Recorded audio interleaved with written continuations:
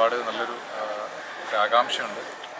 നല്ലൊരു സക്സസ് ആവട്ടെ എന്ന് പ്രാർത്ഥിക്കുന്നു. ഒരു ത്രില്ലർ മൂവി ആയിരിക്കുമെന്നാണ് ഒരു പോസ്റ്റർ കണ്ടപ്പോൾ ഒരു പ്രതീക്ഷ. അപ്പോൾ എന്തായാലും ഒരു വലിയ സക്സസ് ആവട്ടെ. ഇതിന് മുന്നേ ഉള്ള അവരുടെ ഒരു പ്രൊജക്റ്റിൽ എന്തായാലും മുടി എന്ന് പറഞ്ഞിട്ട് കുട്ടൻ്റെ ശരികാമിയിൽ അതിന് മുന്നേ ഒരു 10 വർഷം മുന്നേ ഇവരുടെ തന്നെ ഭഗവതൂരം എന്നുള്ള മൂവിയിൽ ഹീറോയിനായിട്ട് അഭിനയിക്കാൻ ഒരു 10 വർഷമായിട്ട് ഈ ഒരു ഫാമിലി പോലെയാണ്. ഒരുപാട് ബന്ധമാണ്. അതൊക്കെയാണ് വിശേഷം. വേറെ ഏതെങ്കിലും ഇപ്പോൾ റിലീസാവാൻ പ്രൊജക്റ്റ് കാര്യങ്ങൾ ഇല്ല, റിലീസ് ആവാൻ ഇപ്പോൾ പ്രൊജക്റ്റ് ഇല്ല.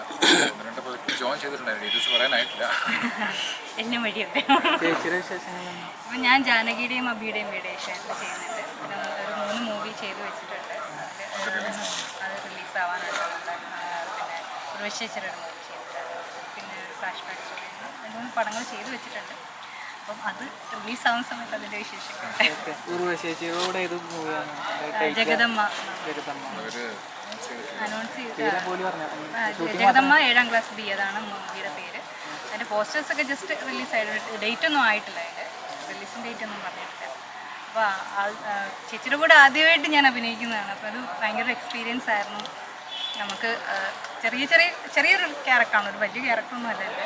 എന്നാൽ പോലും അതിൽ നമ്മൾ ആ ചെയ്യുന്ന എന്താണോ പുള്ളിക്കാർ നമുക്ക് ഇങ്ങോട്ട് പറഞ്ഞു തരും. ഇങ്ങനെ ചെയ്യുന്ന ആൾക്ക് ചിലപ്പോൾ നന്നായിരിക്കും എന്നൊക്കെ പറഞ്ഞു തരുമ്പോൾ നമുക്ക് ആ ഒരു എക്സ്പീരിയൻസ് ഉള്ള ആൾ നമുക്ക് പറഞ്ഞു തരുമ്പോൾ അതിൻ്റെ ഭയങ്കര ഇതായിരുന്നു. ഫീമെയിൽ ഓറിയന്റഡ് ടൈപ്പ് കോമഡി ആയിട്ടുള്ള ഒരു ഭയങ്കര രസമായിട്ടുള്ള അങ്ങനത്തെ ഉർവശിയുടെ കൂടെ ആരാണ് ചേച്ചി തന്നെയാണ്. കൂടുതൽ ഡീറ്റെയിൽസ് ഓക്കെ.